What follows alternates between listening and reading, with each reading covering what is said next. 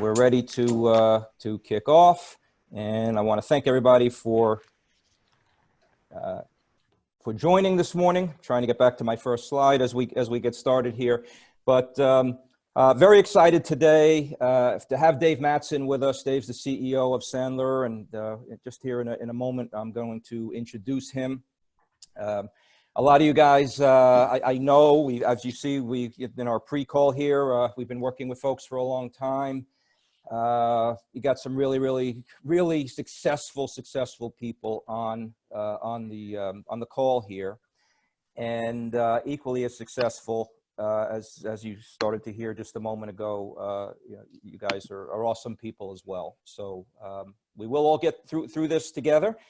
And the goal today is to bring some new insights to different ways of thinking, to move us through the stages of change as we now go into the next phase, which is to recover, to prosper, to look at the bright side, and to do everything we can to come out of this better on the other end. So I'm going to just take a couple minutes here and talk about change, because change is where we're at. And change, as you see here in the slide, change is the law of life, and those who look only to the past and present are certain to miss the future. So we do have to look ahead at this point in time. People don't, for some reason I'm having,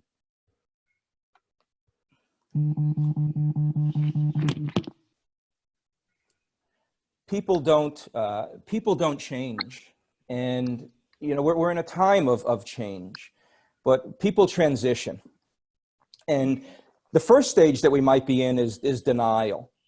And denial could be, hey, I'm going to continue to work the way that I've always done. This isn't going to affect me in any way. What I've done in the past, what may be successful today, is going to make me successful tomorrow. So when this thing passes, I'm just going to continue to do what I do. So these people are really in denial. And maybe we were in denial 3 weeks ago, 4 weeks ago. And we all go through different stages. And for those of us out there, what we need to understand is that our people go through different stages as well. They may be at a different stage than you. So first, we're in denial. I mean, you have people saying, hey, I'm not going to change the way I'm doing things. I'm not going to do virtual calls. And then they resist. Resist is negativity. The risk is this will never work. This will never stick. This will never stay. And so then they get into this resistance stage where it's just very negative. But by the way, resistance is not always bad, because it's one better than denial. So we start to move along. And then we start to explore. And we start to say, hey, maybe there are some other options for me out there. Maybe I should be doing some of those things. Maybe I should be leading this way and over communicating with my people and doing the things that I haven't done before. Maybe I need to explore some of those virtual calls. Maybe I need to do things differently. And little by little, we start to seek more information. We experiment, we take risks, we're open to new ideas. Here we are today, ready to explore. I mean, if you think about 3-4 weeks ago, sales was a bad word in certain places. I saw things on LinkedIn, do not tell your people to sell. Yet here we are in our homes saying, hey, wait a second. I mean, I think it says sales leader on my card, or I'm a salesperson, and I have a company and people to employ, and we've got to sell. So now we start to explore those different ways. And then eventually we start to commit. Eventually we start to say, hey, you know what? This is the new normal. These are the things that I need to do. These are the things that, and then we look at it and we say, you know what? I should have been doing that all along. And we say, hey, I should have done this a long time ago. So it's the 4 stages of transition. I ask you today, as we sit here together, what stage are you at? If you're a leader, what stage are your people at this point in time? And it's our job to help them to go to the next step. So I wanted to lead with that, because so often we think we have to flip a switch and change, and people don't change, they transition. So we're going to get really quickly into the questions that I have for Dave, questions that you may have as well. What I want you to do, if you have a question, if you're not familiar with Zoom, go to your bottom taskbar there where there's a chat button. Feel free to ask a question. We'll try and take as many as we can. If we don't get to yours, I apologize. I'm happy to answer it after if I can help in any way. But please push the chat button. If you're on a mobile phone, you'll have that option as well. All right, so those are a little bit of housekeeping. Another thing, people have asked, hey, Dan, are you recording? Yes, we are. If you'd like a recording, simply email me, dwood@sandler.com, and I will send you the recording. So I have 5 questions that I'm going to ask Dave, and before we start to just dig into that, I would like to introduce Dave. Now, by the way, I've been with Sandler for 20 years, just celebrated February, my 20-year anniversary with Sandler. And I remember meeting Dave, walking through the office, going to look at a franchise many years ago. And he was one of the first ones with one of those, he was standing. Remember back then, Dave? Yes. Now it's the thing to do, to stand at your desk. And back then you had that big desk, I'm sure you still do. And that was the standing desk. But Dave is a best-selling author. If you haven't gotten a hold of some of the Sandler books, I kid you not, I mean, not why wouldn't I read them, but I read every single one that comes out. I am always underlining things. I'm always getting new concepts. I'm always trying to sharpen my saw. And I would encourage you to take a look at some of those that are out there. You know, the classic, you can't teach a kid to ride a bike, but there's the Sandler rules that we talk about in all our trainings, the Sandler rules for sales leaders. The list goes on. And that'll keep you busy, right, during this time. So Dave is a thought leader in the industry. Sandler is the largest sales effectiveness organization, and I'm proud to be a member of that for 20 years. So Dave, really not much more. I mean, there's much more to say, but I think the questions at this point to what's prevalent in our world are what people want to get into. So I'd like to just hand the floor over to you. I'll answer some questions as well, but the floor is yours. And we'll start digging into some questions. Fair? Well, welcome, Dave. Sure. Well, thank you. And listen, we've got 256 offices around the world. And as Danny said, he's been with us for 20 years and always at the very top of our organization. So I'm happy to be here. Thank you, Dave. Appreciate that. So let's get started. And again, feel free to answer some, reach out to some questions. But Dave, how are you working through today's pandemic? I mean, and Dave, one thing I do love about Dave and the organization, very transparent. And, you know, here we are. And I guess the question now, Dave, is what are you doing to work through today's pandemic? Well, as you said, I mean, that answer changes by the week, right? I mean, to me, when I say that, I think in chunks. You know, I don't spend a lot of time looking at the news on a daily basis, but certainly I look at our business and figure out what the trends are, and then just say, you know, on a weekly basis, what is it looking like? What are the changes that we have to pay attention to? Because to me, I think there's buckets as leaders. We have a bucket that says, what are we doing now? And then there's another bucket that'll say, okay, well, what are we doing whenever this is over, whatever that means to us? And so when I look down and I've got those blinders on for what are we doing now, things that I'm doing are making sure, we've got a process improvement down. You know, you always think you've got processes down, and I do too, believe me. But when you're working from home for an extended period of time, you realize that there's a lot of gaping holes in the process that you may have had. And I don't care what you do or how long you've been doing it. I think it's true for all of us. I do a ton of CEO coaching. They're all saying, hey, you know, I thought we had more in the back end in certain areas, but this exposes it. So I think from us, it's process improvement. It's also creating what I'm going to call my attack plan. The attack plan on, okay, well, what's our messaging to our employees, right? So when you did the 4 stages of change, and it's true, we as individuals don't change, things around us and how we view the world changes. And I think it's my job as the leader to be 1 or 2 stages ahead. So when my people are in resistance mode, I better be way ahead, right? So I need to kind of help them through that process. And so we're creating, you know, what I'm going to call an attack plan on that messaging for the employees. What's our messaging for the outside world? Because that matters. But also, our pricing model. What are we going to do in this particular time period from a pricing perspective, if anything? What value are we going to bring our clients, which I'll talk about in a second, because I believe in the law of reciprocity. I think the more value that you can bring your ecosystem right now, the better you are. I mean, I went back to my attack plan for 08, 09, and then I went back to the 2000s. I'm going to date myself here because I've been through a couple of these, not for the same reasons, but the same end result, which is, the economy is where it is. And what I found was that the more we helped our customer base, and even if it's not in what I do, but for instance, we've been cutting through all of the PPP stuff that's been going on, the aid, and cutting it down for leaders. I mean, these are the 20 things that you need to pay attention to. There's a lot of white noise out there. Here they are. You're getting tons of value because we're doing that and helping leaders figure out what they have to pay attention to. So that's just a quick example.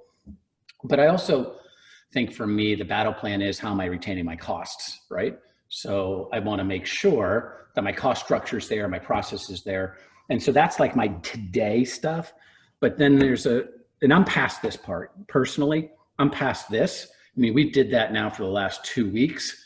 And even before that, because, you can talk to people internally. I start getting nervous only because we have a cycle change every, 8 to 10 years. It was inevitable anyway. So I've been getting ready for a year internally. And so now I'm looking forward to say, okay, well, when this is over, whatever that means, what are we doing? How are we going to come out of the back end of this catapulting to, I want to dominate our space. I want to make sure that we haven't missed a beat. Like, I don't want to pretend, let's hypothetically say that in June, everything's quote unquote back to normal. I don't want to start fresh in June because I'm going to get killed.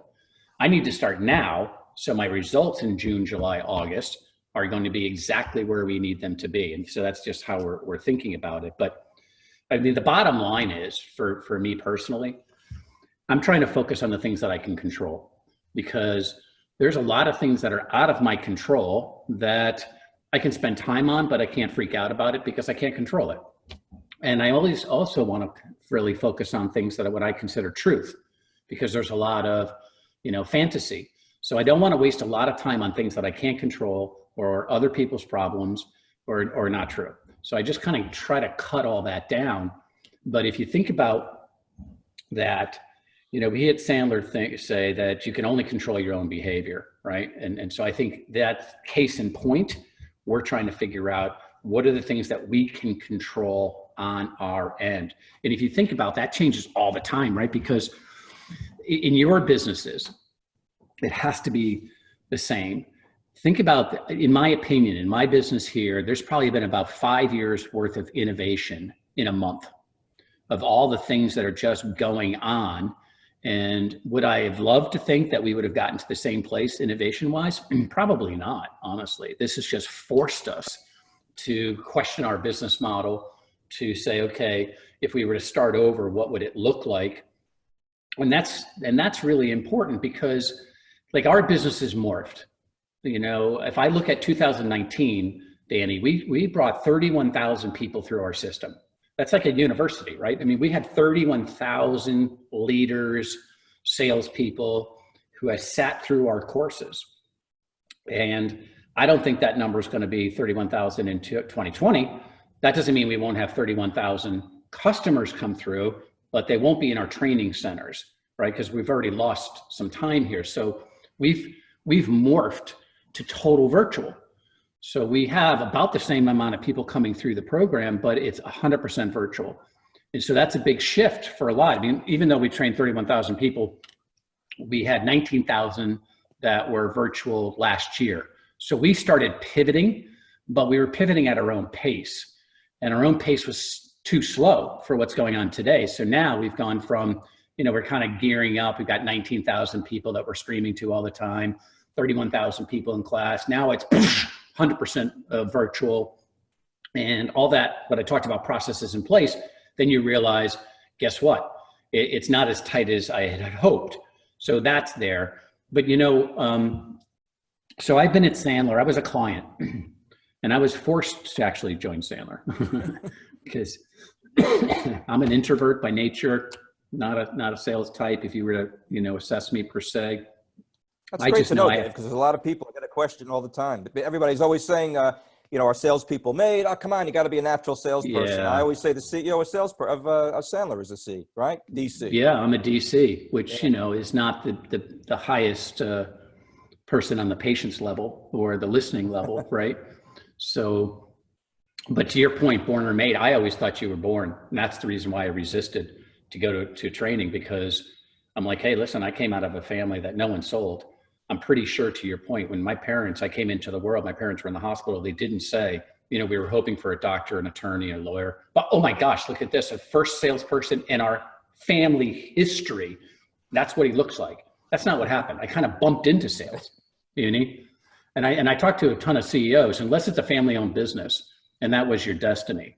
Most of us kind of just fell into an industry, and then we kind of navigated our paths to a particular job. But when I bought Sandler in 2007, and then bought the rest of all the stock out in 2012, I went through a 6-part process. And Danny, do you mind if I just kind of share what that model is for people?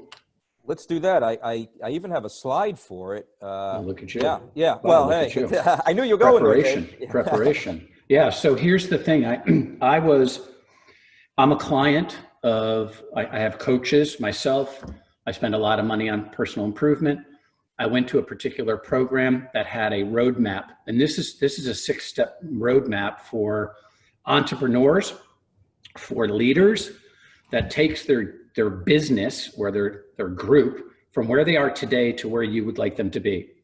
And so for me, I looked out and I said, okay, in 2012, here's where Sandler is today. Where would I like Sandler to be in 1 to 3 years? If I had no restraints, just dream, what does it look like? And so I started drawing out the plan. And so this first stage is, okay, what does that plan look like? If you'd had nothing holding you back, there's no money, there's no competitive things, what would this optimal Sandler organization look like? And so here comes the plan. Now, that was painful because I had it in my head, but now I had to, put it to paper, and other people helped me out. And then I said, okay, well, based on this company, this is what I want. What does the company look like? And then we went to the second P, which is positions. And then we started creating an org chart. Now, the trick there was never create your org chart based on the people that are currently working for you. And by the way, I'm super loyal. So most of our people have been with us for 20 to 30 years. So my job wasn't to say, okay, well, they're gone. My job was to say, I'm not going to figure out where, Stanley fits. I'm going to figure out, based on this plan, what's the best org chart. That then forced me to the third P, which was people. And so if I knew that this was the best company structure for me to hit those goals, or that plan, whatever it was, where are those people coming from? And then that's when I said, okay, well, Stanley will best fit here. And a lot of people changed jobs within our company in 2012. And we added about 6 different departments because of what we needed to do. One of them happened to be streaming, thank goodness. So, we then find, okay, I've got to find my people internally or externally. And now I've got to develop them, because I've got to say, look, this is our plan. This is what it's going to take to succeed. Let me train you up on that. So all the coaching happened, the playbooks happened, all the people development stuff happened in there. And then once that was done, we stepped back and said, okay, now let's talk about process, because the processes have to support where you want your plan to be, right? So if I know this is what our company is going to look like in 1 to 3 years, what's the processes in place? So all the people we're marching in the same direction. What is it? Now, process has a bad rap, right? Process is like role play, Danny. When you say, hey, let's role play today, people are like, oh my gosh, pick on somebody else. And process to me, so some people is micromanagement. To me, it's just capturing best practices, honestly, because that's what it is. You want people to, and I think that's true. Your goal as a leader is to create an atmosphere of self-sufficiency, which means you want your people to operate, at full capacity as if you were not there. And that sounds really easy, but most leaders by default, we don't mean to, we create an environment of learned helplessness. So, we created the processes, and then we said, okay, well, what are the metrics, right? So what are the metrics that we're going to do? What are the KPIs? How are we going to measure performance in each of those jobs based on the processes based on the plan. It's all connected. And then at the end, for me, it was passion, which is how do you have to keep it going? Because, you know, I have the ability, I have the privilege of being in a lot of people's businesses. And I always get nervous when I hear somebody say, well, oh yeah, we've done that. That was Operation Delta. Operation Delta, okay. So what that means to me is that was a start and a finish. And when you're trying to change your business model, there is not a start and a finish. You got to continue to keep this thing going. So when I sat in that in 2012, I said, that's the roadmap, but they just don't have the what. So I bought that, and we've combined that model, which has been around and proven, and I put the Sandler stuff onto it. And now we actually have this as a particular product, but I use this. I was a client, and I think we have morphed that business now, Sandler, you know, considerably in the last 6 to 7 years, because I've done this now 3 separate times for our own company. That's what's helped me, because in my mind, I'm constantly changing because my environment's changing. I've got different learners. Think about your kids. I've got 5 kids. No one is, they're on their computers 24/7. I'm watching TV. My kids are over here on YouTube or Netflix, or, you know, who knows what they're watching over here.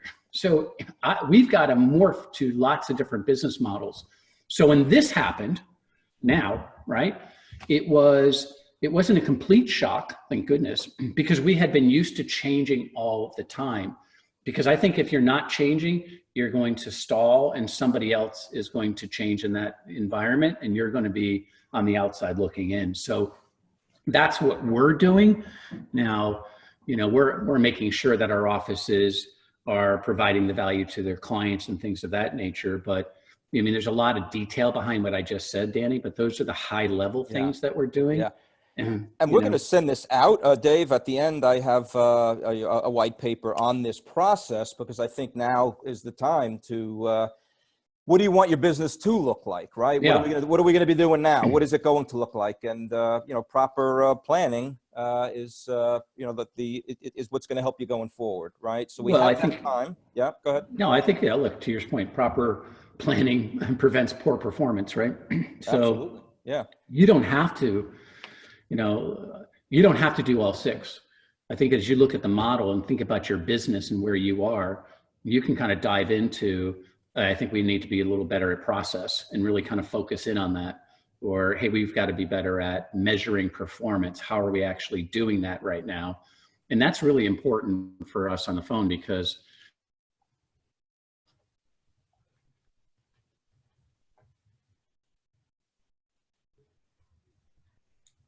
you there?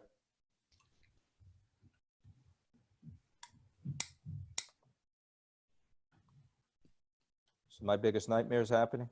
All right. Well, hopefully he's coming back. I don't think so. I don't know what happened there. Hold on, his picture's not even there anymore either. Oh, really? Oh, okay. Yeah, I'm not even seeing it. All right. Well. Yeah, I see the picture. I see the pictures. Do you? See the picture? Still scrolling. Yeah, still scrolling. Yeah. Okay. Hi, Danny. Who goes? Hey, what's up, guys? How are you? Good. Listen, are you taking questions now, or do you want us to put them in the chat room? You know what? Why don't I see they're coming in. Let me just see. I've got one. Why don't you chat it up, just so I can see, and lost audio. That was okay. What is your question? Go ahead. Why don't we get started? Okay, so the conversation a minute ago was about you know, this whole planning process, which is great, and he was talking about in 2008 and 9 when we went through that crazy recession. But what we're finding now is business leaders, and we work with a lot of family-owned businesses, so the heads of the businesses are in panic about just the day-to-day stuff. I mean, when we've been saying to people, don't be so busy selling, it's because it seems so insensitive in this environment. They have families who are sick. You know, we're having people are dying, or literally dying around us. And to start talking about, well, you know, here's our product or service, it just seems like this is a totally different environment that we're dealing in. So I was just going to ask, you know, how do you go about, and it doesn't look like we're suddenly going to open up overnight. And in 2008 and 9, every single business was not shuttered. They were there. They may have been slower, but this is a whole new, uncharted waters. Yeah, we're transitioning from being home, unless we're home business, to now going out and starting to knock on doors. And, they didn't even have lunch yet, and we're already asking them for an order. That isn't going to happen so easily, and I think it has to be finessed in a certain way.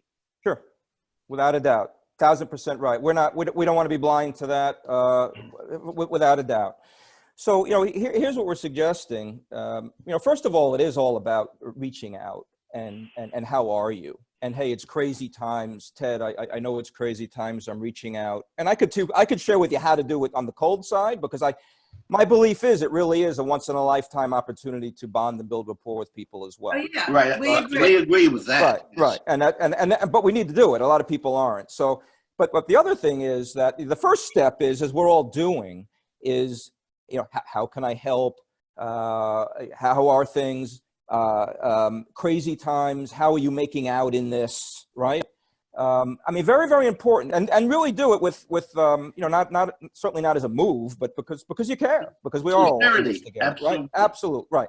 So, but then it becomes, Ted, this. Now, we all have a 30-second commercial, right? We all have in the day of, 5 weeks ago, we had a 30-second commercial that was based on pain, that was, by the way, we don't try and sell anything, right? We help people buy. We don't try and sell anything. That's correct. Right? We help them discover what they need. So it's all about the bonding first, right? But I changed my commercial, Ted, and it would sound like this, Ted.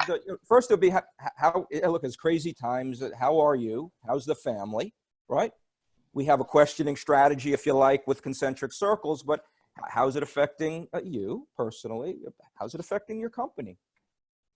What about the marketplace, Ted? What are the changes that you see coming down? How's it affecting the industry? So you're talking, you're getting people. By the way, other than the air we drink, the water. Excuse me, the air we drink, the water we drink, the air we breathe, and the food we eat. We have a need to be heard.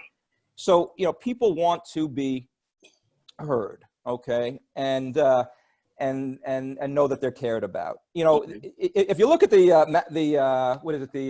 hierarchy of was it Maslow's needs? Maslow's needs hierarchy. Right? Everybody went down a notch, right? Everybody went down a notch, right? To survival, to security, to safety, right? So I go to the love. What's that? I go to the love. There you go. So. And I'm going to get back to Dave in a second. I heard that somehow he was muted. But let me just answer this point. We'll go back. Is that you need a different commercial now. Like my commercial now would be, so Ted, after we do that, crazy times, how are you? Is everything okay? Ted, I find that recently, I speak to a lot of business leaders, Ted, and I find they come into one of three buckets. One of the buckets is that they say, hey, it's hard out there, but I'm going to win. I'm determined. I'm moving ahead, and I don't want any help, but here's the plan. Here's what we're going to do. We're going to follow it. I find another 20% of people out there say, it's hard. It's hard. I'm going to put my head in the sand, and when this whole thing passes, I'm going to come out, and I'm going to do things like I've always done, and then hopefully it'll continue to work for me. And then I also find, Ted, that there's 60% that are out there that say, yeah, it is hard. Times have changed. And, but I know now is the time to sharpen my saw, to help my people, to get my systems and processes in place. I know that I may have less competitors. I know that competition is going to be tough. I know I might have less customers to sell, so I'll have to be better. And so, I'm just wondering, what bucket do you fall into?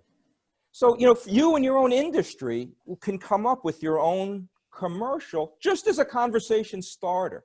And you're right, we can't go sell something. It would be insensitive, but salespeople are problem solvers. Right. And there's a lot of problems out there. Just like Dave said earlier, the problem at the time is the whole PPP and all these seminars with, wonderful accountants and wonderful attorneys. It's great, but sometimes it's overwhelming. And so what he was able to do for the people he works with, or we work with, is to say, hey, here's the 10, 12 steps, and let me take the clutter out. So the point is, what are you doing to help? What are you doing to listen with empathy? What are you doing to help your people discover where they are? Salespeople are problem solvers. And so, well, Danny, if, yeah. and I would say, just to build on that, because I agree with 100% what you said, I think in this time we have to look at ourselves, and I'm going to use an analogy as doctors, right? So when a patient comes into a doctor's office, they are in pain. It's insensitive if you were to say, hey, doc, I've got a serious, back pain. And then they say, well, don't worry about it. Hey, listen, for $28,000, we can slice you open, and here's what's going to happen about it. Like, wait a minute now. But if the doctor, a good doctor, is not going to be sued for malpractice, that's a pushy salesperson. That's what I would have categorized that the way that you positioned it is being insensitive, which I agree. But I think if you were walking and said, here's my issue, good doctors ask a ton of questions. And during that questioning phase, you can determine, is there something that you can either help them with as far as your product or service, or even just law of reciprocity, help them get through this time. And I think that's the important part. I mean, our salespeople, they were paralyzed, as much as I'd like to say that they weren't, they were for about 2 weeks. Like, no one's going to take my call. What are we going to do here? But I think once they started to say, how can I help you? And then to Danny's point, they're telling a lot of third-party stories about how other people are struggling and thinking about what they're doing. It was an easy transition to those who are willing and able to have that conversation. Because if they're not willing and able, it's super insensitive. If they want to talk about it and they asked you questions and now they've asked you to engage, it's fine. We're finding now we're right back on track for the same amount of production that we had prior. And that's only happened in the last 10 days because of that particular strategy. And the more and more clients that I've talked to are in that same boat. So you just got to have a fine line. I think you can be a doctor and still ask good questions, still help, and be very sensitive, because that's what doctors do, right? And still do what's right for the client and for your company. I mean, we have to stay relatively big picture, because otherwise we'll dig deep into your particular business. But I think philosophically, that's where I would just kind of build on what Danny said. Yeah, no, I appreciate it. That was an excellent question, Ted and Eileen. Wouldn't expect anything less from you guys. So thank you very much. What is the, and I want to help everybody here, in the spirit of helping. So, please do ask more questions. I'm hoping that the questions that I'm asking Dave are resonating with you to help you in your business. Perhaps, Dave, you could share with us what are some of the action plans for sales and for closing business. That's the other question. And we just started to talk about this here. For us, I mean, we've just come to the conclusion it's going to take 70% more behavior to get to where we were. That's just fact. And so, if we can just agree to that for a second, if you worked here, that's where we are, and you can decide what your numbers are. But I mean, the first thing that we had to get over, and I said that to you, I think my people were paralyzed, because I think we have something called the belief wheel, which is your belief, right, dictates some of the judgments that you're going to make, which then has an impact on your actions, which is then it helps the outcome, which is your results, right? So you've got belief, judgment, actions, results. Now, I'll do a social example, because, let me just bring in social is I golf. Now, I'm terrible. I'm a hacker, right? I mean, worst. My belief is, you just heard it, I'm terrible. And I'm 57 years old. I should have started, I started golfing at 35. I should have started earlier. And so my belief is that when I come upon a water hole, my judgment is, because I'm no good at golf, there's no way I'm going to hit it over that water. My action is, I go to my golf bag and I pull out one of these pink balls that I have found that I would never use on my own, but it's a water ball, so I don't really care. I'm going to lose it. I know I'm going to lose it. It's a social donation to the water gods. Who cares? And the result is, sure enough, it's in the water. And I think salespeople are the same way. My belief is no one's going to take my call. My belief is no one's going to buy. So my judgment is, don't bother them now. I'm not going to ask for referrals. I'm not going to do this. And so my action is I don't do that. And the result is, of course, nothing happens. So for us, the first thing is that we believe it is possible to help your customers and to still produce revenue. I mean, that's the belief system. And once we had that, now our judgments about how we were going to approach, which we just kind of talked about, changed. So what are we doing specifically? Well, one, we've acknowledged that it's going to take 70% more behavior. Two, we've created what I'm going to call a cookbook, which is a behavioral plan. Every single person has a daily behavioral plan now. These are the things that we need to do every single day in order to be successful. And that's really important for a couple of reasons. If you were to ask your workforce, especially salespeople, what are the 15 things that you need to do in order to be 100% successful? There's going to be a lot of cricket sounds sometimes. I mean, they're going to give you the big picture stuff. Well, you got to call clients. Oh, you've got to close sales. Yeah, okay, I get it. But what are those daily behaviors? And I went back to my initial statement, which is you can only control your own behavior. The other thing, the reason why we're doing the behavioral plan is that I know people are out of sync. Their daily routines are out of whack. So by us saying, this is your behavioral plan, I'm guiding my people on what to do. I'm not saying who to call and what to do. I'm saying this is the format by which you should be operating on. Don't touch this, which is Papa's also listening to good this. because the other thing that it does is it provides wins for my people. Because you're right, people are not buying as much as they did. 100%, I get it. But I need a victory as a salesperson. So what's my victory? Is my victory going to be a sale? No. But my victory is today I can check the box that I did all the behaviors necessary to succeed. What did Papa tell you? Mama said. Right? So that's there. Now, that's important because you want confidence and conviction on your sales team, right? And for us as sales leaders, for owners, whatever it is. So I have daily wins. So that's something that we're doing as well. Here's the other thing that we're doing. We are making sure that we have a ton of monkey's paws. What does that mean? Well, and I'm going to use fake numbers just to explain the concept. If we were out there normally selling $1 million programs, okay, budgets are frozen. That's not happening. Why do that? But instead, what we're talking about is foot in the door strategies. Hey, we should come in. How about some assessments? Hey, we should do a series of webinars.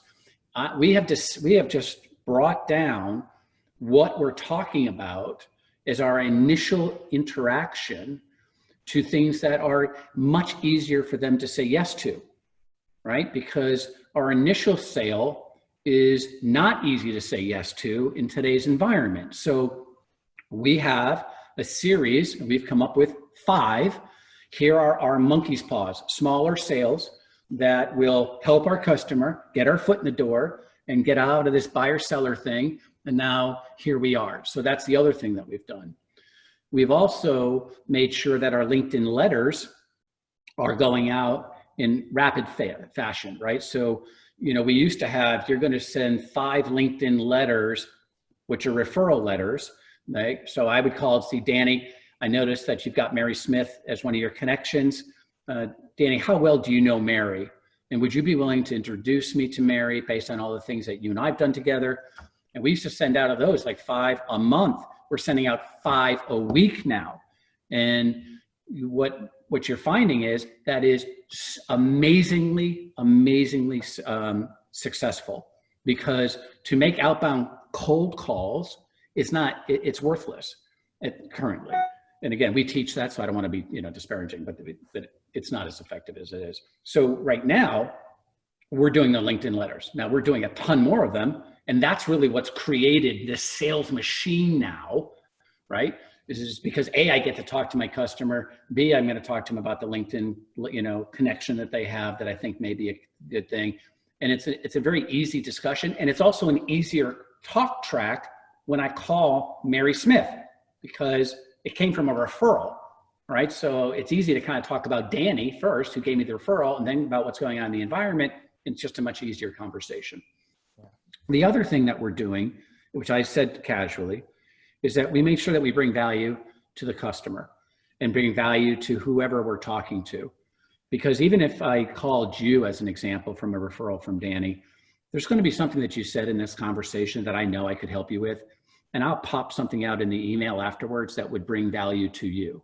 And so we're doing that. But the last thing, Danny, that we're doing from a selling perspective is we've categorized our customer base and our prospect base into 4 big categories, which, you know, we use the CARE model. And so CARE, for those that don't know what that acronym is K is for keep. So what are all the clients that we have that we absolutely want to keep? We don't want to lose, right? So they love us, we love them. Who are they?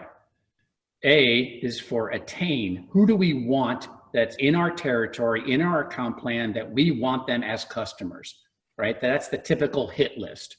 R is for recapture. Who are the clients that we had in the last 5 years that have gone away for whatever reason? Who are they? Now's a good time. And by the way, I've got a 36% recapture because I'm now making calls on people that I've kind of written off, right? They've gone in a different direction. They're taking our call because they're like, hey, I haven't talked to you in a while. What's going on? So normally we wouldn't spend a lot of time on that category. E is for expand. And by the way, this is also where you should be spending your time. Who am I doing something with now that I could expand in a different department, different group, maybe a different product or service, right? I have a suite of assessments, like a crisis analysis assessment. I would have never sold that. But as an expand, you know, companies are buying that left and right. So it's an expand strategy. But once you've categorized, now I've got a couple things that are going to happen from a selling perspective. Number one, I can decide how much time am I going to spend in each category. Salespeople by default will spend more time than they should in the keep category because it's safe, right? I can talk to somebody I know, it's safe. But if you want to make sure that you're generating, you know, revenue, then you have to, of course, call and make sure that our keeps are there. It's a different type of conversation. So I have a disproportionate amount of time spent on one category, but once you've broken it up, now you can say from your cookbook, maybe your behavioral plan, I want you to spend an hour and a half a day on current customers. I want you to spend 3 hours a day on X, Y, and Z. And so what I'm doing is I'm producing guardrails for my people. I'm not saying who to call, but I'm saying from a time perspective, here's how much time you should be spending in each of those 4 categories. And then I'm adjusting to what Danny said. I'm adjusting my talk tracks because the talk track that I used in January is not the talk track that we're using now. And so those quick things are what we're doing to make sure that there are sales. And of course, from a personal perspective, we're doing a lot of webinars, right? So we had 7,000 people on a webinar last week, and we're giving, I want to be the thought leader. We're giving content. We're not charging for the content because I believe if you help them, law of reciprocity will come and help us, and we will go back, you know, and they'll thank us for it because I do know that happened in 08, in 09, and that's kind of our strategy, Danny. But I think it all starts in the belief thing, and I've noticed a huge transition in our field, right? So we've got 400 Sandler trainers, and when you can start showing that Office 1 through 10 has done this and with success, that gives that confidence and conviction. Like the belief is, well, maybe people are willing to talk to me. And now you've got 15 people doing it. And now this week there's like 60 people doing it. And the momentum is kicking up, but it's my job as leader to make sure that I'm collecting the victories, that we're sharing those victories, and that we're over communicating to people during this time internally. And as I said, you know, we're back to where we were, but there was a period of time that wasn't true. So we just had to change our actions. We had to change what we were doing, and the results are paying off. Yeah. So, you know, it's not how you act that determines how you feel. It's how you act, right? It's not how you it's not how you feel that determines how you act. It's how you act that determines how you feel. Correct. Once we start doing the behaviors, we start feeling better about ourselves. You mentioned something earlier about wins. A win today is certainly not a win that it was in January. what are the things that are a win for us so we can feel good at the end of the day? Is a win a meeting for May as opposed to next week? Is a win a monkey's paw? Hey, we're getting started together on assessments as opposed to, a 3-year program. What are wins for you so that daily you can feel good about yourself? Dave, you just said, hey, it all starts in the head, and we're in the head trash removal business, right? I mean, it's what's between the ears. You got the BAT triangle. It's what's on top, right? Mm-hmm. Ted, you're smiling about the head trash. So we got a dump truck coming to your house a little bit later. But you're on mute, thank God. Anyway, but we are in the head trash removal business, and that's also the leader. Dave, coaching is so important. People are at home now. The leaders have stuff on their own mind, their family, their business, and yet, the people at home have needs. Salespeople are alone. They're not speaking perhaps to as many people. It's up to the leader to reach out, to show that you care, but to help them change their beliefs, help them facilitate the change in how they see things. Dave mentioned the belief wheel, your outlook. Is it one of prosperity or is it one of scarcity? Oh my God, nobody wants to talk to me. Nobody's buying. Sales is a bad word. Well, if that's my outlook, then I'm not going to speak to anybody. But if it's, hey, I'm a problem solver, and I want to reach out and see if there's anything I can do to help you, I think that would be a good mindset, and that's going to lead to some good things. So you could plug anything in there that you want. Hey, virtual selling won't work. They don't. People don't want to turn on their camera. That's fine. But we could share with you a statistic that says your sales will go up 30% if they could see you, even if they don't turn on their camera. So, the more junk that we put in our head, the more it's going to hold us back. So I love the points that you were making. Danny, it's true. Yeah. I mean, we do video sales calls, to your point, very, very successful. You said something that just kind of triggered two thoughts. One is, as a leader, you should start using the word feel. Right. So, and that's not a big, you heard Danny earlier on, I'm a DC. So the word feel isn't really high on my vocabulary, right? For those that know DISC. But DC means don't care, right, Dave? Yeah, exactly. Yeah. But it's more of, hey, how you feeling today? And it's not how are you doing? It's, how are you feeling? And you would be amazed. People just, blah.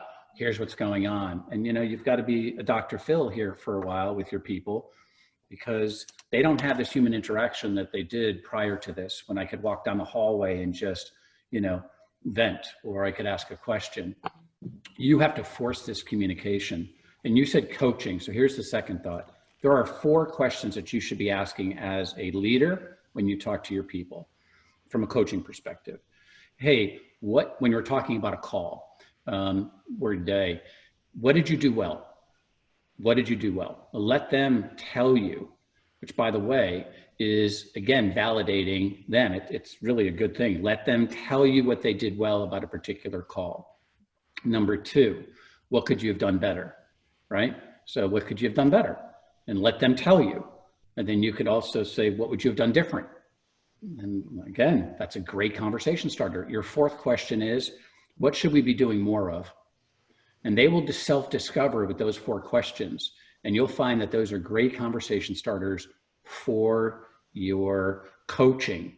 And I would also say, in today's environment, now is a good time to sharpen your skills. And we're doing tons and tons of role play with our teams now. And you can just feel the confidence. You can hear it in their voices, the pep's there.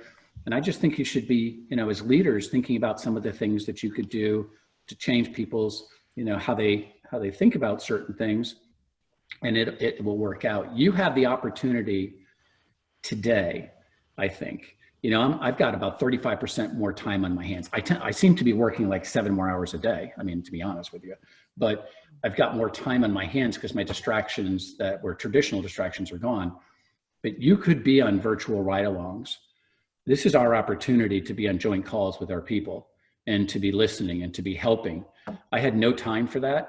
I mean, I have sales managers and VPs of sales that do that, but I'm on more calls now, supporting my people and then coaching and role playing after the fact, literally about 10 times more than I would have done on a normal day. And that's something that you should take some inventory on yourself, is how much are you, how many calls are you on with your people? How many times have you role played this week? How many times have you talked to your people about what was, what they did well, what they would have done different, what they should do more of? And I think in order for our people to change, we must change. I mean, change starts with you. And so you need to look in the mirror and just take an inventory of what you're doing today that's helping your people, helping your company move towards whatever that is in the next step for yourself. Yeah. Dave, the manager has to have their own cookbook. The leader has to have their own Yes. cookbook, right? I mean, Yes. if you're not the type, whether it's a ride along, whether it's a coaching call, those questions were so simple, but they were so powerful. And, I speak to a lot of leaders and they say, yeah, I speak to my people, we've got enough of each other. We speak to each other 3 times a day about a possible deal, what's in the pipeline. Those aren't those questions though. That's not that. You're talking about deals, you're talking about transactions, you're not talking about growth and development. And so, for the people out there who that would be one, hey, I'm reaching out to my people. How many times a week am I doing that? How many times am I reaching out to give a positive stroke, if that's what you do? If you're not that type of person to do the feel piece, we need to say, I'm reaching out to see how you're feeling. Right? Mm-hmm. That has to go in there. So the ride-alongs, manager has to have their own cookbook. We talked about 70% increase in sales person's cookbook to identify what those items are, which, by the way, are different than they used to be because we're not face-to-face with people anymore. But you have to identify that, and the manager has to do that as well. And I would encourage all our managers and leaders to do that. Any other thoughts, Dave, on from the leadership perspective, what might go into that cookbook? I love the role plays. I love that goes in there as well. How do you create muscle memory? I think that talk tracks. What are all the talk tracks? This is the perfect time to do that, so you can come out of this like a slingshot. I mean, that's the point. I know we're at certain stages, and we know there are some tough things going out there. But to Dave's point, you have to control the controllables. And these are the controllables. We can't control those other things that are out there. So don't even try. Be sensitive to them. Be the best human being we could be, certainly. But we need to control the controllables of what we can do. I love this thought, Dave. I heard this one the other day in one of the seminars. But whether you like it or not, you're leading. Mm-hmm. Whether you like it or not, you're communicating. So your people are watching you. They're watching how you communicate. They're watching how you lead, whether you like it or not. So, if we get caught up, if we're in denial, if we're in resistance, if we're staying down, if we're not getting our attitude in the right place, it's definitely affecting the people because they're counting on us. So Danny, to your point, I'll tell you one of my faux pas that I realized as I was doing self-reflection as a leader, whether it was an office of ours or a person who works in our office, they would call and just, kind of be talking about what's going on. It's terrible. This is that, hey, the revenue stream is stopped, whatever the case is. And I would say, yeah, it's true. I mean, we're having the same issues and bada, bada, bada, or, hey, I'm struggling the same way, which I understand, we're aligning that and it's all true. But here's what I realized. I realized over time that when I was agreeing with them, and it's tough not to agree with them on certain topics, then it just validated what they were feeling was true, and therefore we cannot move. And so now I simply acknowledge what they've said, and then I go to the next phase of exploration, or, hey, but I'm hearing a lot of good things and let me share it with you.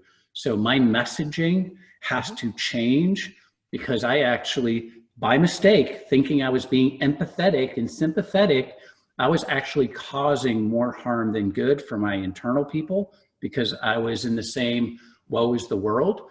And of course, I'm not discounting that at all, but they were looking to me, to your point, they were looking to me to say, hey, this is what we're doing. We're okay. You know, we've got the ship in the right direction. Only focus on what we can control. And my messaging I had missed the boat on that particular topic, but I'm back because, you have to sit down. And that's the thing. You should think about at the end of the day, what did I do well? What could I have done better with? You can self-prescribe. It's okay. But using the same questions, but just as a personal story, they listen to you. You do communicate. And I realized by accident, I was sending the wrong message. Not intentional. Yeah, that happens, and I appreciate you being so transparent in really what's going on, and I think all of us see that in ourselves, because it's a tough time, and we're moving forward. We are transitioning, and we're going to be all right. And as you say, we're watching this happen. With all the people that we work with, I see some. I see some great stories. I see people getting jobs. I see people who were actually on the. I don't want to say on the outs, but they were on the. They weren't doing as well as they could. Go and get contracts for things because they're calling people they wouldn't have called before. Whether they were smart enough to look and say, hey, you know what, I'm going to. Call a certain place where they're in staffing and they need nurses, and now all of a sudden they have like these major contracts. So we have to be creative. And by the way, in that company, people were saying, "You're crazy to call there. You're crazy," right? And then all of a sudden there's a big contract. So back to the belief wheel. If we think that we can't do something, we can't. And it's just a self-fulfilling prophecy. I see people getting hired. I see many people. I heard some really, really great stories. The people that I train. I see deals, some are on pause. Many of them are going through. I think, we have to also look at the good. I want to be honest with everybody, but we have to be honest with ourselves, but we also have to say, hey, there's some good happening. So Dave, I want to thank you. I appreciate you carving the time out. Yeah, my pleasure. Yeah, it was great. I always, well, listen, I'm 20 years in, and I go to a conference 3 times a year. I could, come back, charged up, all ready to help my clients and continue to sharpening the saw and bring back all the great things and the new things that you bring to the organization, because we're never stopping. Thinking of which, we do offer. We have a portal. That we call Sell, and there's some, I encourage you to go. You can sign up for free for these resources, and there's some really, really great stuff in there. There's micro-learning, mini lessons with all kinds of nuggets for you to help get you through this time, white papers, podcasts, and so forth. So it's what should go in your cookbook? Learning, right? What should go in your cookbook? Personal development. Those are the people who are going to come out sharper. Those are the people who are going to carve out time and make that happen. So thank you for that. With that being said, everybody, we are going to send you, watch your email. We're going to send you a report on the 6 Ps. Dave, I didn't know. I thought you had to follow every one. I like your thought. Pick one. Start with one, right? Pick one. How do you change? How do you transition? Start with one, right? You'll be better off than you were with none. So I want to thank you all so much for being here. It's great to see some familiar names and faces and people I haven't met. I do hope to meet you one day. That would be fantastic. I wish you all, health, safety, and to move forward and much success. All right. Thank you so much for being here, everybody.